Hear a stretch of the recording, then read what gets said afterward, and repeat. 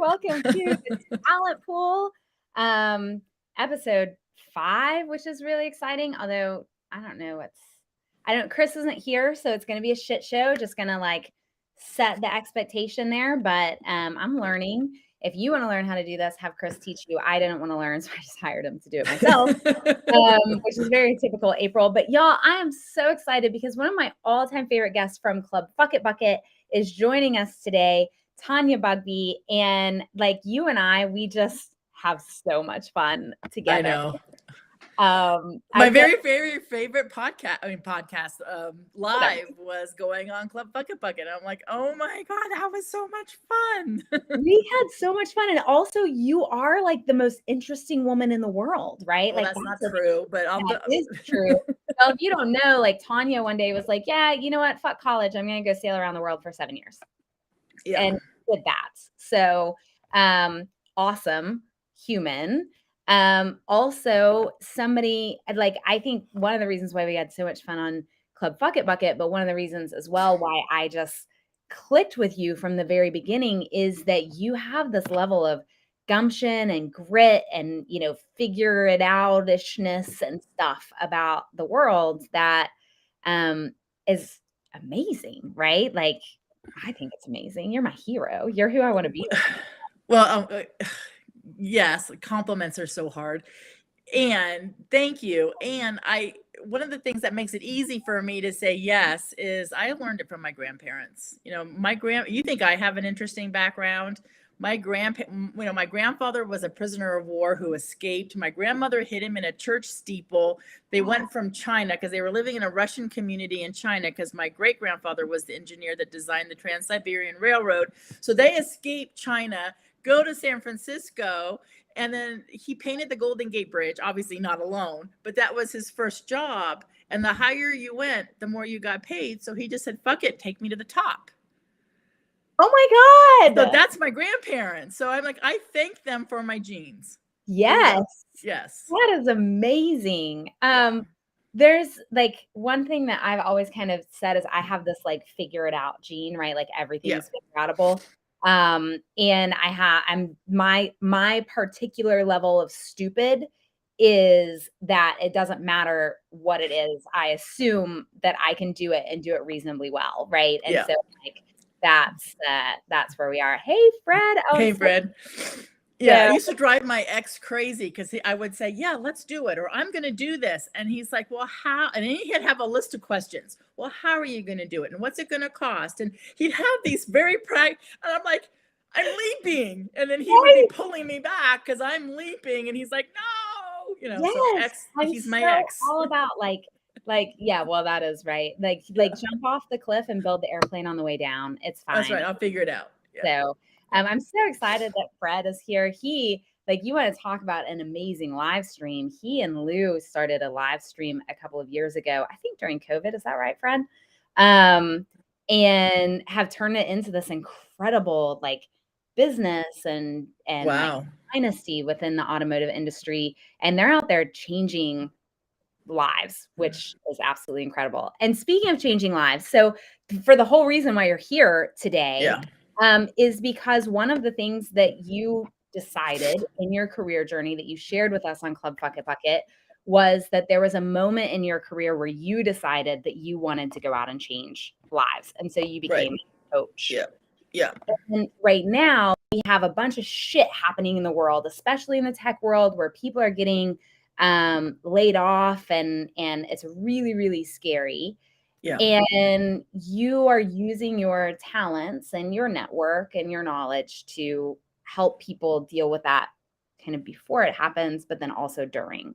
Yeah, during and after. Yeah. And it is real. I coach a couple executives, female executives, both of them, where half their team is laid off. They come to work on a Monday or on a Friday, because typically it happens on a Friday, I've learned, right? And everyone's got their email, and they're, and an hour later or 10 minutes later, their computer doesn't work, right? Because they've been shut off. And then, the woman I'm coaching is like, half my team is gone, right? And I didn't even know it. They didn't tell me. So it is real. It is happening. I'm, and I see it on LinkedIn, people saying I've gotten laid off, or I'm open to work is happening more and more. I don't know how, hopefully this helps people feel better. They're not alone. It is. And it's not in our control a lot of the times. Right. It's not a direct reflection on you. No. Or how you've performed. I got laid off in 2007 and I was a top performer. It just so happened that my tenure was lower than the people who were also lower performers. Weird. Yeah, I know. Well, one of the things that I think is a different perspective, a different way of looking at it that I really want to have you talk through, because I know that you do this, is there are a lot of people out there who haven't been laid off maybe yet, right? But feel like it's coming, or they live in this world where you never know. Every day they wonder, is this the day my company is doing layoffs? We're on the third round. Am I on the chopping block? Right. And like, that is its own special hell. Living with that and waking up and going to work and never knowing. So one of the place I really want to start with you today is, how are you coaching your clients and your network when they're in that position? And then we can move on to like, if it happens, what happens? Right.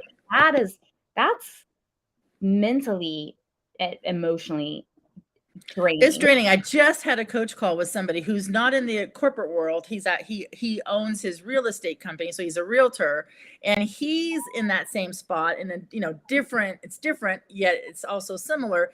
It's slow. The interest rates are high. I don't have a client in my pipeline, and it's like, you can sit there and ruminate about shit, and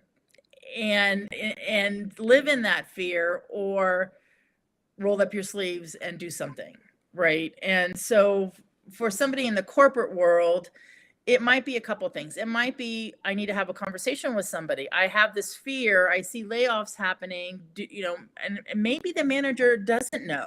Maybe his, manager isn't, because the two women that I coach in the executive world, they didn't see it. They didn't know they saw it happening in the corporation, but they weren't warned ahead of time. So again, they might not know.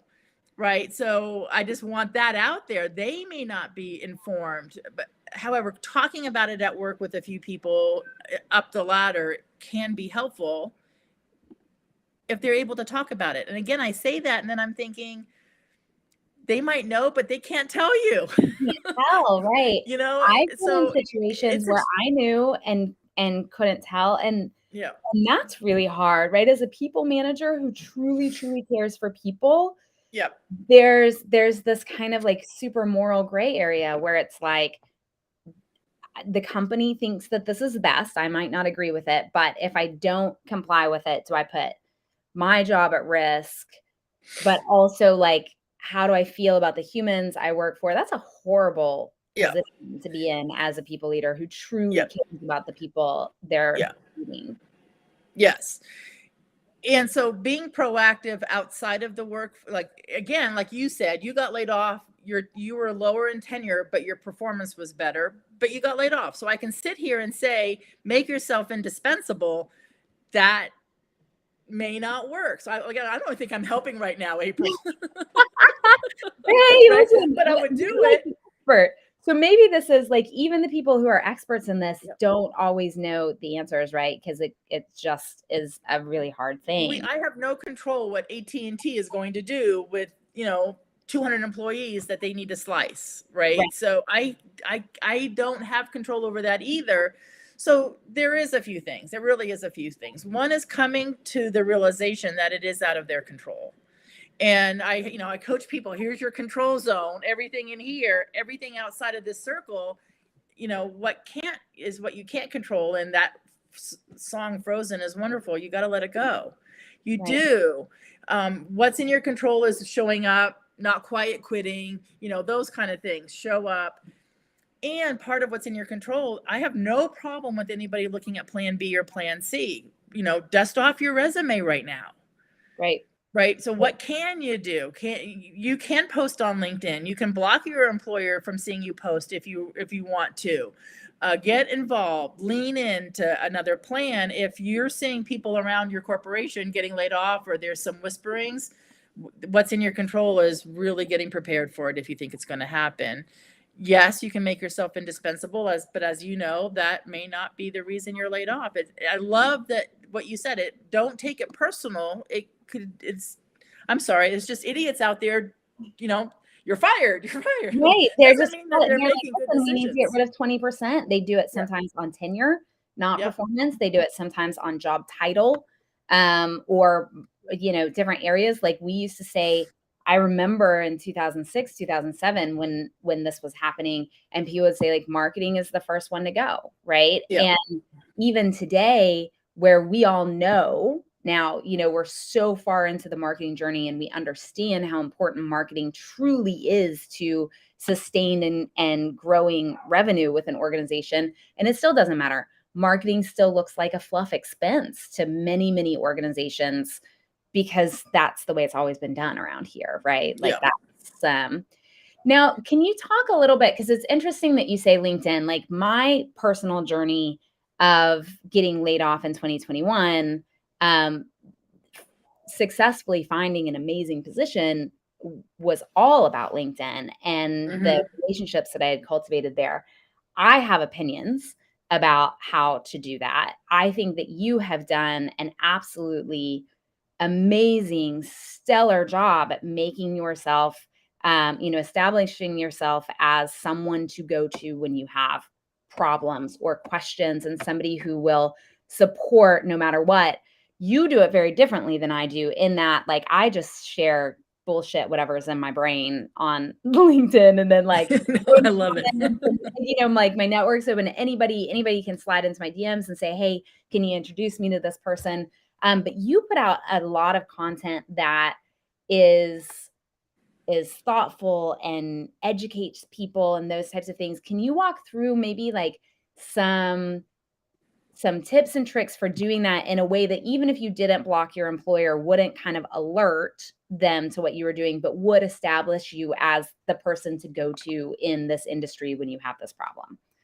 Yes. And being yourself is crucial. I mean, I have a love-hate relationship with LinkedIn, because yes, I want to be able to post certain things, and I'm, maybe it's an age thing. I don't know. Now my saboteurs are coming out, but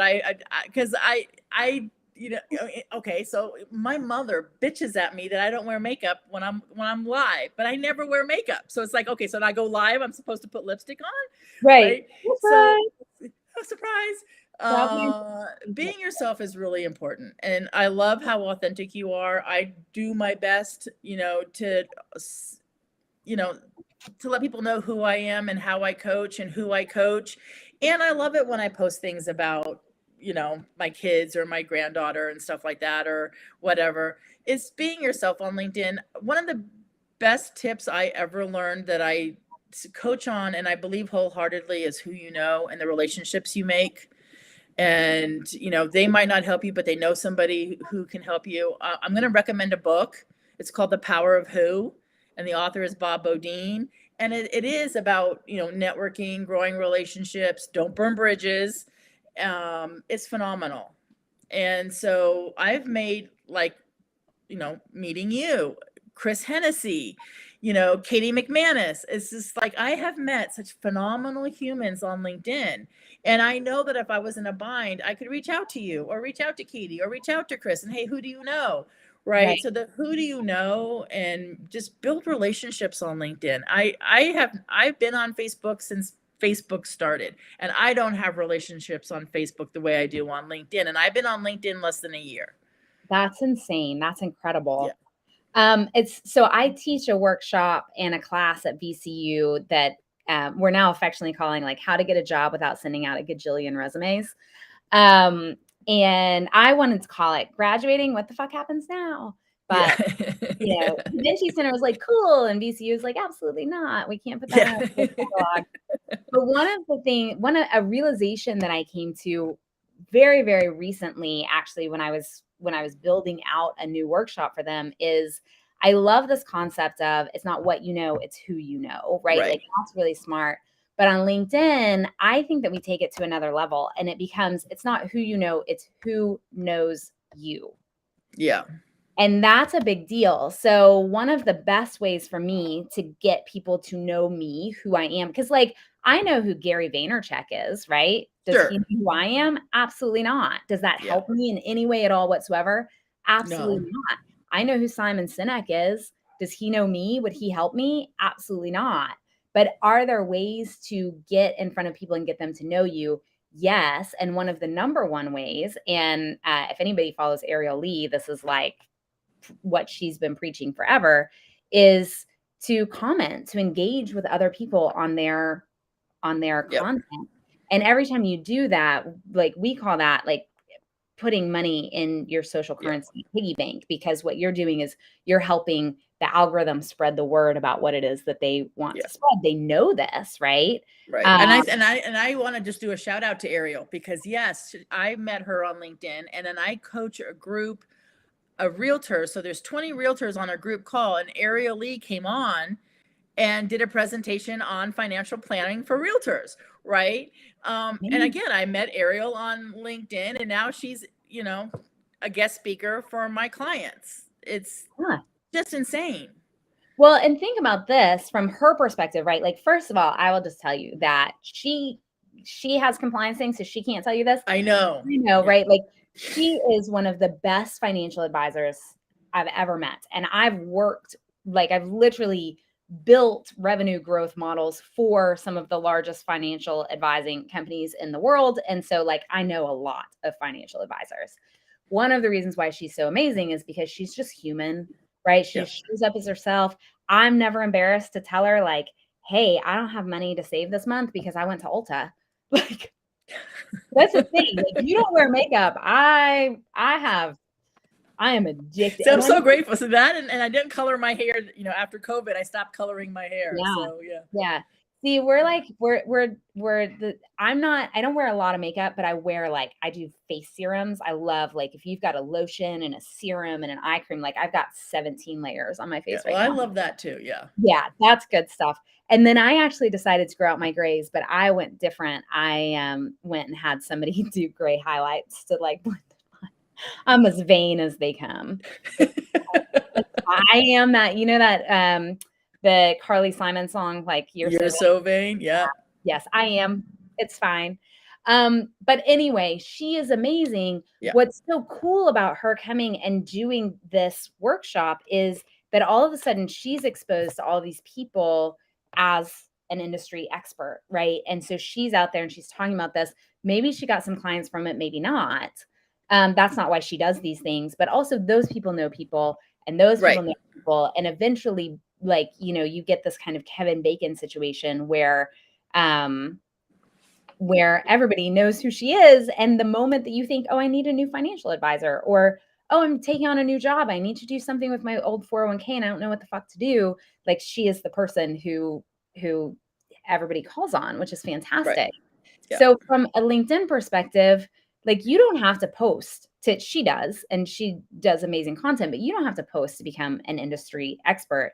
You can still get into the comments and make really, really insightful comments, make a name for yourself, build a network. And if you think that you're going to lose your job or you have lost your job, leverage those relationships to go to workshops about the things that you know how to do. everybody has a special thing, right? Everybody has knowledge that they think is just kind of like common. Anybody can do that or know that none of the rest of us know, right? Yes. And so I want to reiterate, yes, if you feel or sense there's layoffs in your corporation or you've been laid off, please don't ostrich or hide in the closet. Get out there, lean into LinkedIn. I see so many coaches out there that are and people that are offering help, right? Like you and other people that are offering help. If you don't have a job, let us know. Post here, post what you do. Take this time to comment in the comments what you do. Maybe somebody will read it. Don't be shy. Right. Get out there and toot your own horn. Nobody else is going to do it for you. No. And there's so many wonderful people out there that want to help. They really do. There really are. So here's something that comes up in all of my classes and all of my workshops. And I would love for you to talk through this because it's something that I still battle. I know a lot of people battle, men and women. But when you start to try to establish yourself as a go-to person, I don't like to say guru. I don't really even like to say industry expert, right? Like, I feel like each of us wants to be a go-to person, like somebody who's like, oh, I have a problem. I don't know the answer. In fact, Fred, who popped on earlier last week, I called him and I like left a message. I was like, I have a stupid question. But I knew he was the person I could call and ask the stupid question to, and he would give me the answer. In fact, I think I did that like 3 times with 3 different questions and 3 different people last week. So just so you know, there you go. I call people, I'm like, hi, I'm having a dumb moment and I can't figure this out myself. But with that, regardless of whether or not you're posting content, everyone, I think, in one way or another, battles imposter syndrome. Some of us way more than others. And when you feel like you're about to get laid off, or if you have been laid off, then how do you, like, that for me is a moment that's like extra impostery, right? Because somebody's just see, you're right. I'm not good enough, so I got fired. Right. I'm super dispensable. I don't know, like I can't get on here and pretend like I'm an industry expert or the person to go to because somebody just fired me from doing that. Right. What advice would you give somebody who is looking at their computer and like frozen because of that? I'm going to sound like I'm in AA. You got to first recognize that you have imposter syndrome. You got to recognize it, right? Because you can't believe that voice, right? So it's like, okay, like when I quit my corporate job, March 1st will be exactly a year. When I quit my corporate job, it was like, you're too old, right? And I had to stop and say, okay, Tanya, this is bullshit. You know, recognize that you have these thoughts that aren't accurate, right? So you've got to first recognize that, okay, this is called imposter syndrome, right? You can't believe it. Put a name to it. Put a name to it. Name your imposter. I don't care if you name it, right? It's name your imposter. It's Uncle Joe, whatever, you know. I have one of those. I never thought I was good enough, right? So you can name your imposter, and then so that lives here. I call it a radio station. So you have a radio station that's called FM 100 Imposter Syndrome, right? And then we've got to learn and have techniques to switch the radio station to FM 300. I can do this. I'm good enough. I'm valuable. I'm capable. I'm smart. I can do this. So everybody has their own technique and needs to learn what that is. If it's affirmations, if it's a meditation, visualization, a walk. For me, I go for a long walk on the beach and then I'm like, yeah, what the hell? I'm not too old. I can do this. I'm capable. So I know how to switch my station. I want everybody to be gifted with knowing how they're going to find, you know, their inner Wonder Woman. Right. I love that. Something that I have my classes do every semester that is really, really hard. Like, this is a hard thing. I do it myself every time because I have to remember how hard it is. But for me, I suffer from horrible imposter syndrome. In fact, today I'm going to post a video of me in front of, like, doing this workshop, and there's one picture moment of me and I've got my arms up, I'm looking like this, and literally I'm like showing the class the sweat stains on my arm because I was up in this workshop and like still going, who the fuck am I to be up here teaching all these really smart people, right? Like, this is what I do for a living, and I still wonder about it. Of course, you have them all fooled, right? Right. Yeah, no, I have them all fooled. They have no idea that actually I'm just making it up as I go. And I'm the only adult in the entire world who is just making it up as I go. Right. Right. Nobody Right. else. 100%. Yeah. Yeah. By the way, when I was a kid, I really thought adults were a lot smarter.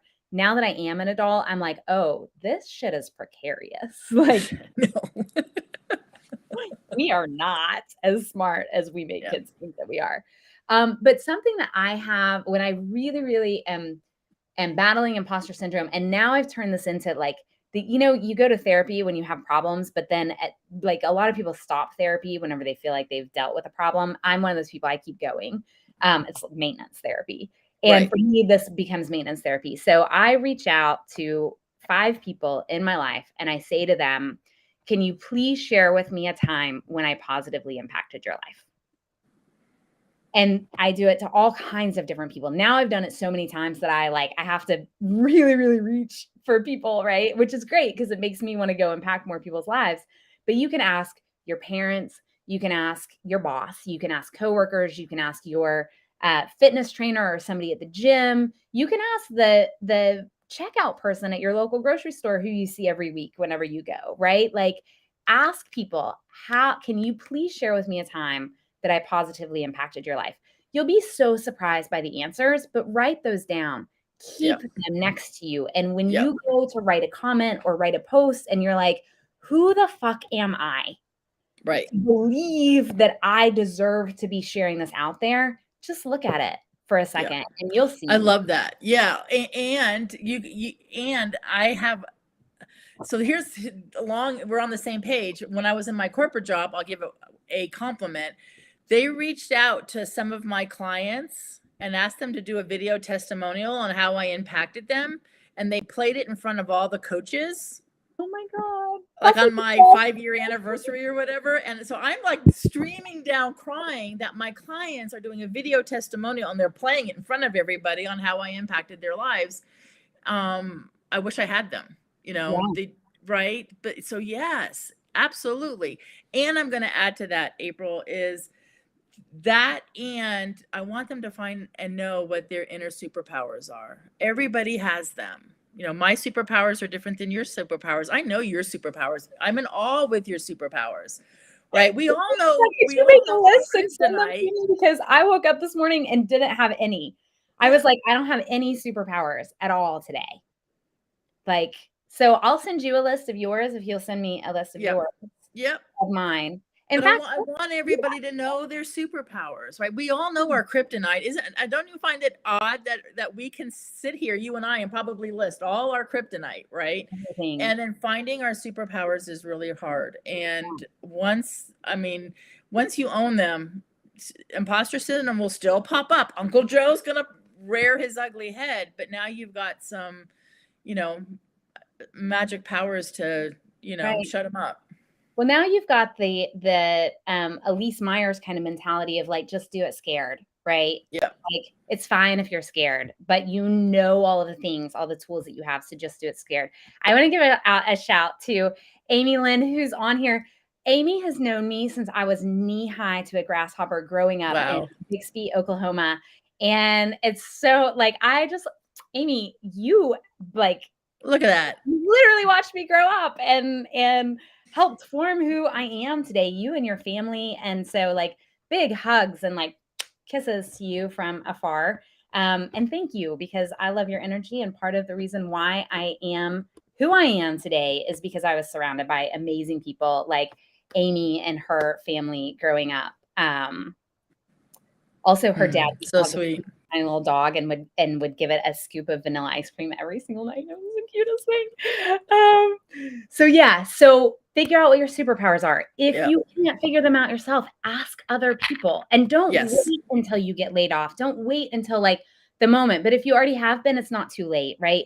Go and ask people, how have I positively impacted your life? What are my superpowers? Make that list, write it on your mirror, tack it up, but then also start to interact with people by leveraging those superpowers. If your superpower is that you can always see past the fluff to the actual heart of the problem, use that.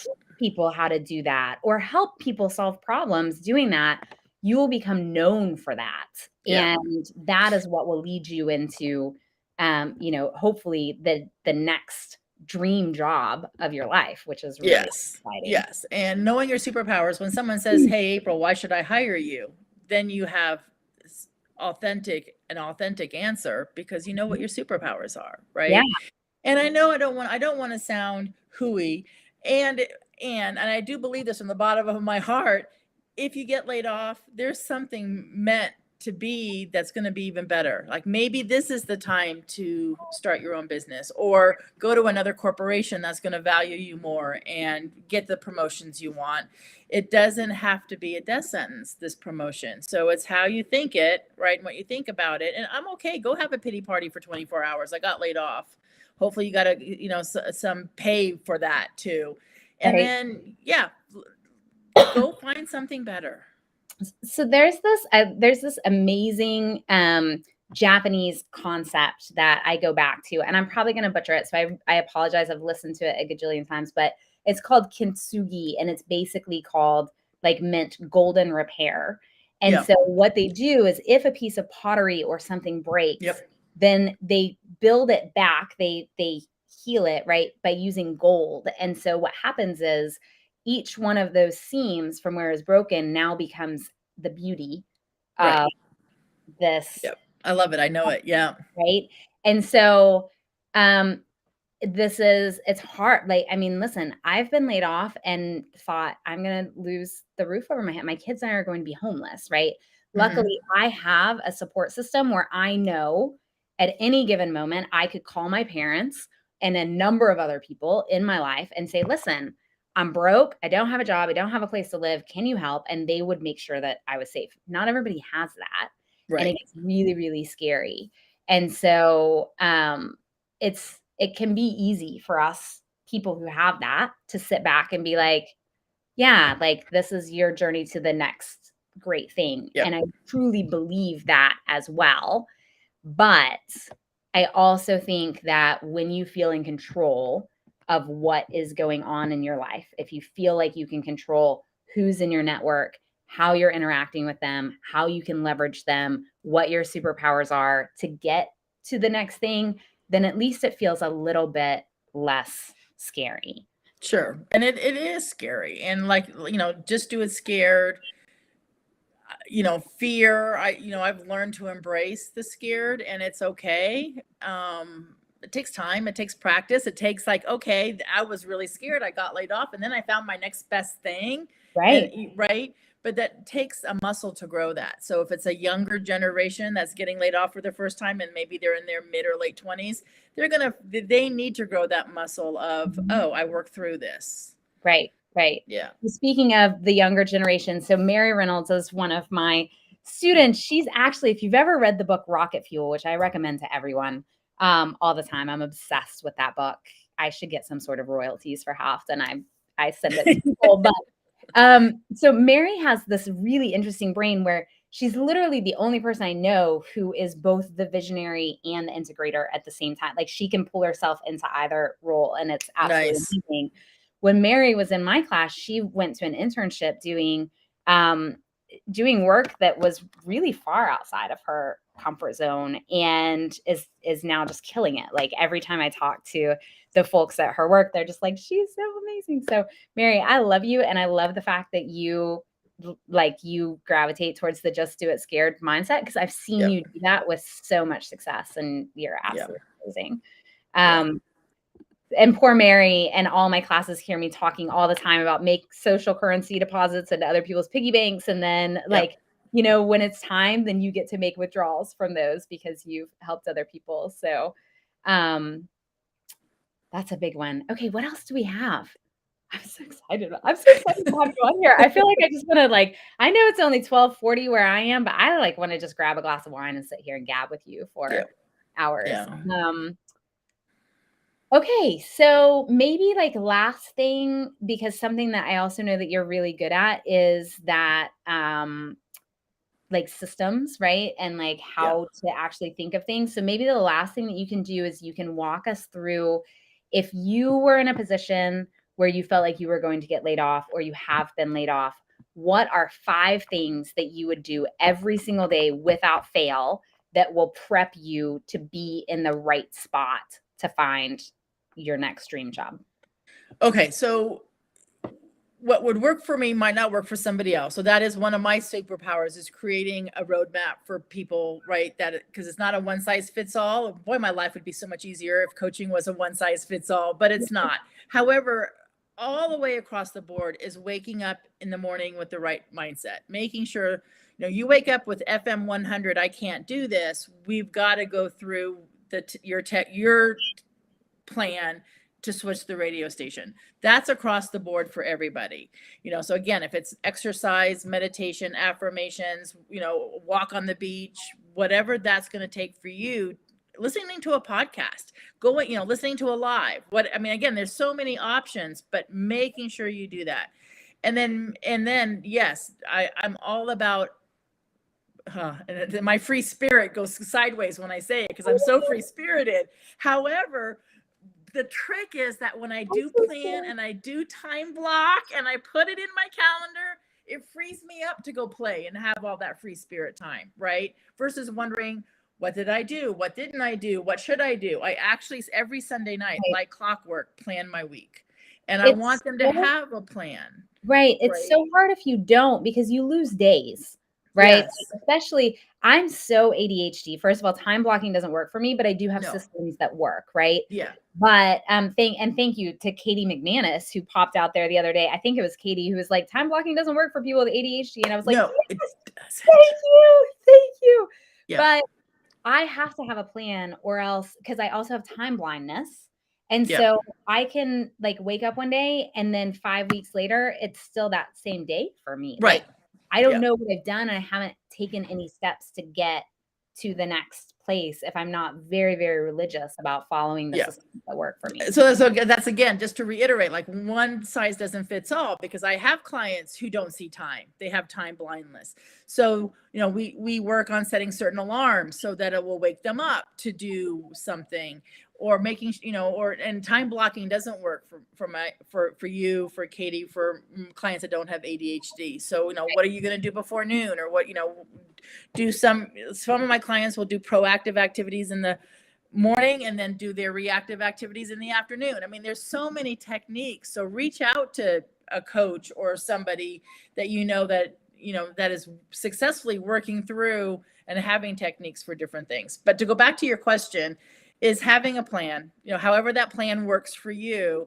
If it's a resume, if it's networking, if it's building relationships on LinkedIn, is to have those, number one, always your mindset first, and then having a plan, and then maybe having 3 to 5 tactics on the plan, right? So those are the tactics.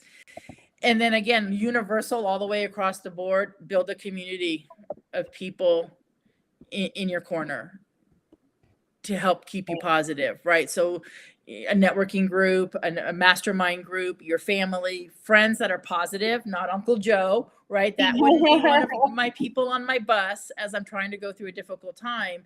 So leaning into other people to help you, right? Yeah. Like you said, you can call your family and friends and they'd help you if all of a sudden, you couldn't make your mortgage or something, right? And I have the same. I'm very blessed. Yeah. Me too. And not everybody does. I have gone through times when I have been so poor and so stressed about all of those things, and candidly, too proud to leverage my community and the resources that I had, and too stupid to know that I might fail at recovering and actually doing the thing, right? That is, I would say that's probably one of my number one behavioral things. It is my superpower. It's also my kryptonite at the same time. I'm just too stupid to know that I might fail, and so I just do the thing, right? But not everybody has that, and candidly, it's not the easiest path to pick. But yes, and the opposite being me. Okay, first of all, I know you're not stupid, and you're right, and again, that's kryptonite would be, I'm always getting ready to get ready. Like, it's not good enough. I'm not good enough. My presentation isn't good enough. My resume is not good enough. And we can't get stuck there either in the not good enough zone. Yeah. Just figure out what is good enough and go with it, and then iterate from there. Yeah, I love the word optimal. It's optimal. I can change it. I can improve it. It's optimal. Get it out there, right? And then that's how we learn versus don't ostrich. Don't ostrich. That's what I want everyone to leave this call. This is what we're ending it on is if something hard is happening, or you think something hard is going to happen, or you're worried about something hard happening, don't ostrich. Don't bury your head in the sand. Make a plan and do something about it. And if you need help or support to do that, then Tanya, I know you are more than generous with your time and your brain power. I am here for that as well. We've got this live show. You reach out, come on the live show, talk about who you are outside of your resume, leverage our networks, leverage your network. We're here for you. We're here to support you. And for me, at least, the thing that I love the most in life is watching other people be successful and knowing that I had just a teensy part in helping them do that. That brings me the most satisfaction. I know that you're the same. So those little ripples make a big impact. And whoever's asking for help, don't be shy to ask for help, because someday you're going to be in a position where you can start putting those ripples in. Right. So don't be shy. Don't be shy. Today, wear your life jacket, and someday you'll be somebody else's life jacket. So listen, y'all, if you have tips and tricks for job seekers, please reach out to me. If you are a job seeker and you want to come on the talent pool, please reach out. We want to have you. We want to help you. I have an amazing network of fantastic people, and my friends have amazing networks of fantastic people, and we're here for that. So please reach out, and we will be back here tomorrow, actually, with Katie DeWalt. And so join us tomorrow, pop in and support. And until then, best of luck. Have an amazing rest of the week. And Tanya, thank you so much for joining me. You're my pleasure. Thank you. So much. Anytime. All right, here we go. All right. Bye, everybody.